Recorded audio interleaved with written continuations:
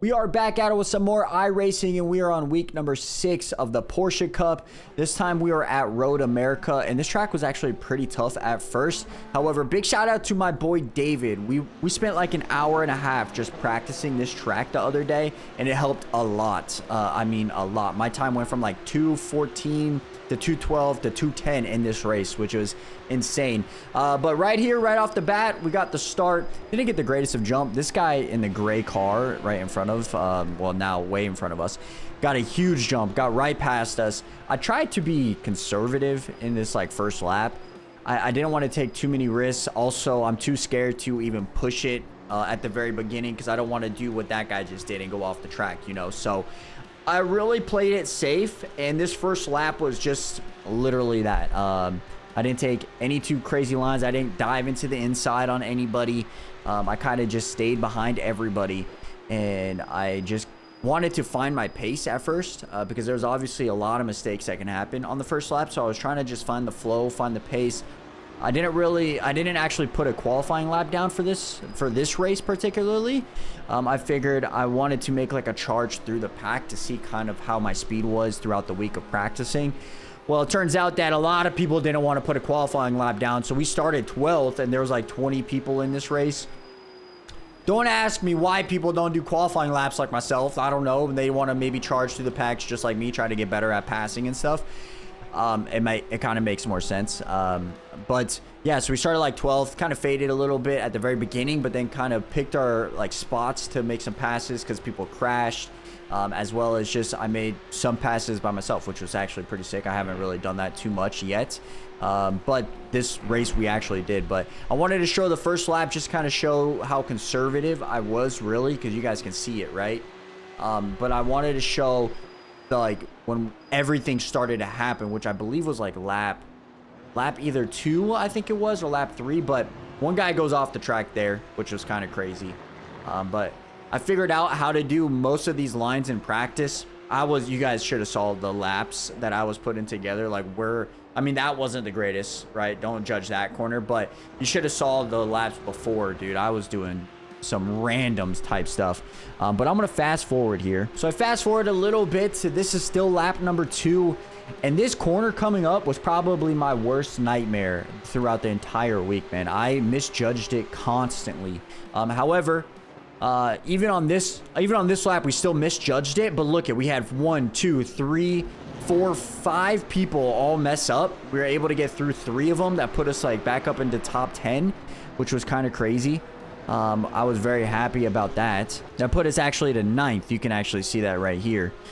And then we kind of just stayed put. I definitely did not have the pace for some of these guys, dude. My best lap was a 2:10. You can see those guys make mistakes, but those guys come back. Just wait. But my fastest was like a 2:10, which was not great, man. It's not that fast. My friend was running a 2:07, like 2:08 consistently. And the guys behind me all ran 2:09s to 2:08s that got in front of us, as well as like the lead top 5.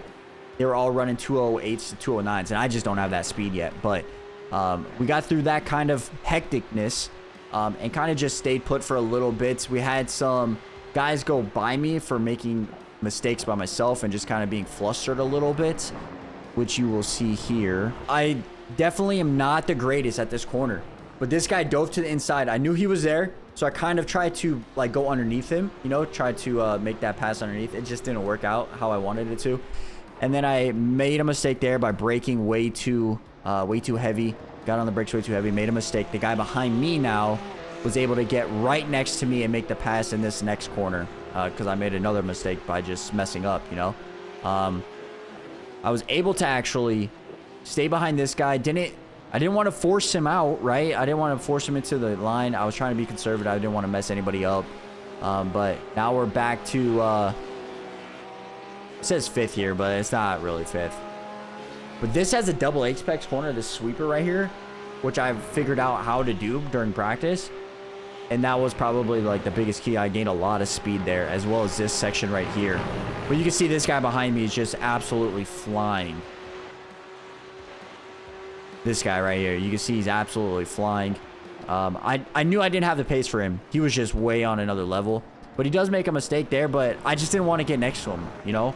I didn't want to force that because I feel like if I made him just a tiny bit mistake there, I would have been kind of chalked. This is where I kind of lost all my spots. And now that I watch it back, this guy number 7 right here, just way faster. I figured I could maybe block him with that pink car there, maybe go down to the inside, but I wasn't confident enough to even outbrake that pink car to go inside. I figured I would have chalked everybody there, so I kind of just laid off, and I kind of just backtrace and kind of wanted to just lead, or like stay with this lead pack, because this was basically, this put me back into, it says 8th here, but I believe this put me back into 9th, and I was like, all right, there's top 5 right in front of me. Let's kind of just like stay here, because if I'm in 9th, we have 8th, 7th, 6th, 5, 4, 3, you know. I was like, let me stay with this pack and see if I can make some passes if they make mistakes.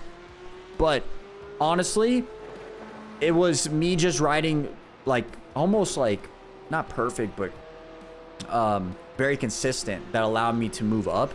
Also, people just made silly mistakes that kind of stupid. One of those silly mistakes is this guy right here in the car in front of me. He dives into the inside and just kind of outbrakes himself and goes right into the dirt.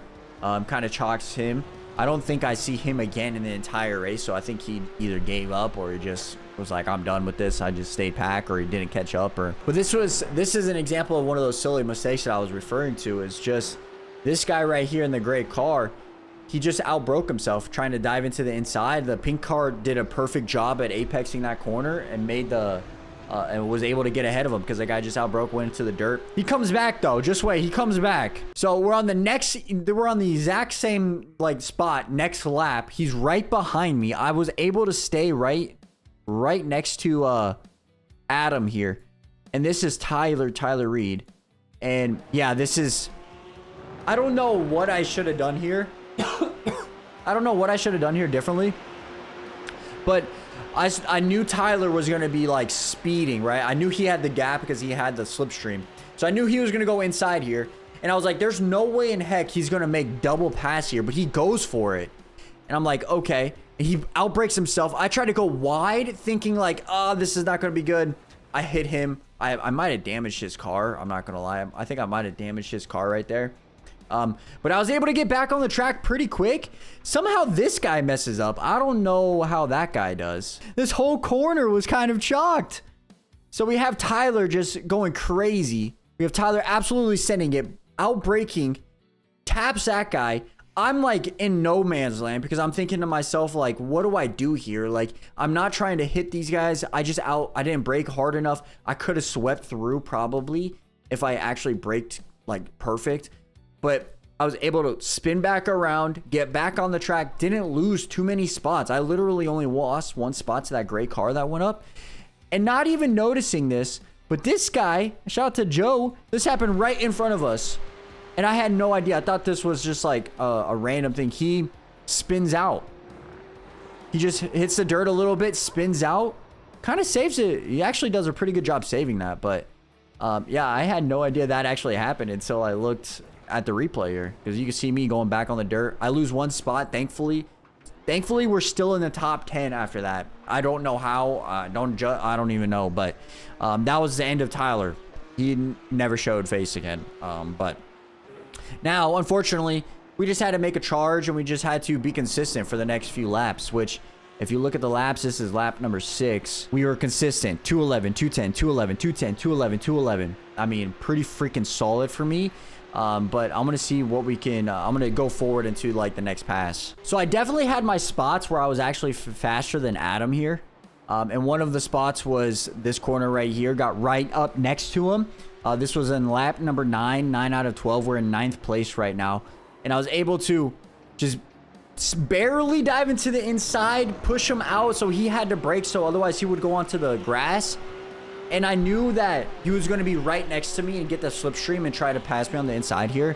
So I tried my hardest to just brake very, very late. And so he couldn't get that inside spot. I think he also kind of like didn't want to risk it per se. He was like, dude, I got to get some like I rating here. You know, I don't want to risk this spot. We're able to secure that pass that put us back up into 8th place on lap 9. And our next target was this guy, aka Joe Farmer. Our next target was Joe, and then those guys who make a mistake up here actually helps us out a lot. So we're coming up to the last lap. This is lap 12 out of 12. That's only the races that it does or whatever. And I knew I was kind of far from these guys, and I was really hoping for a mistake. And I got one. I was so happy that this happened because this allowed me to get past Joe here, which pushed me up into 7th. And I was like, all right, time to put the freaking hammer down. Try to catch up to the guy in front of me right here, which was Chris. I was like, dude, I got to get to Chris. I want to get 7th. And actually, I wanted to get that guy, which was currently 6th, because I got past Joe for 7th. And my whole goal was just try to get close enough to hope for a mistake, so if he does make a mistake, I can basically take advantage of it.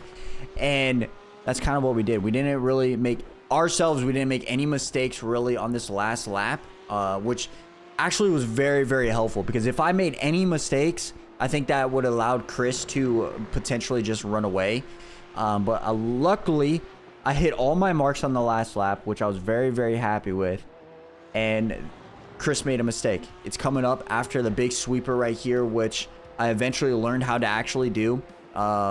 Besides this lap, I kind of messed it up a little bit. Don't judge that. And the one thing that was super sketch, and I was doing it every single lap, was I was going 5th gear wide open, barely taking off the throttle and just back on. And I was hoping that I would never touch outside of the grass here. And I got lucky a few times, I'm not going to lie. But watch Chris. Watch what happens. Watch. He outbreaks himself, goes into the rocks. I was like, oh, this is my chance. This is my chance. He gets back on the track super quick. I was like, no, not today. Not today.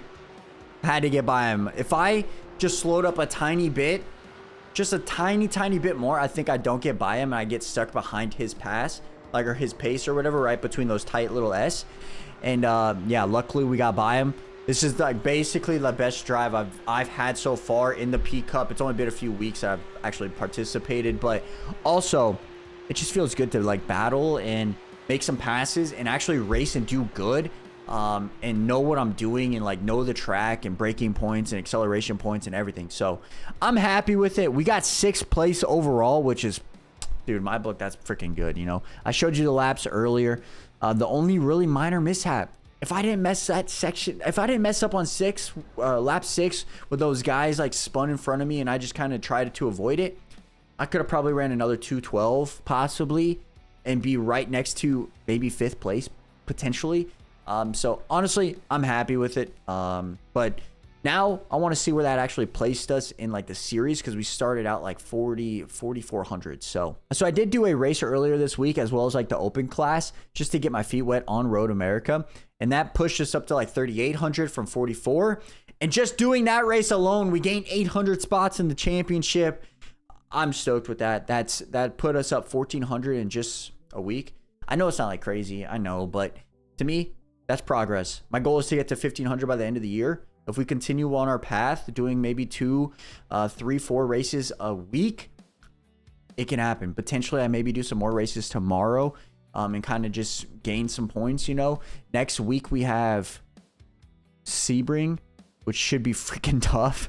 I'm definitely going to need to have some help on this one as well. But yeah, if you guys enjoyed this little talking video talking about my race and just like the progress that we had, let me know. I might throw in some first-person POV as well. So I hope you guys enjoy it. Leave a like if you guys did. Make sure you guys hit that like button, and we'll catch you guys back here in the next iRacing video next week. So much love, stay safe, and I'm out. Peace.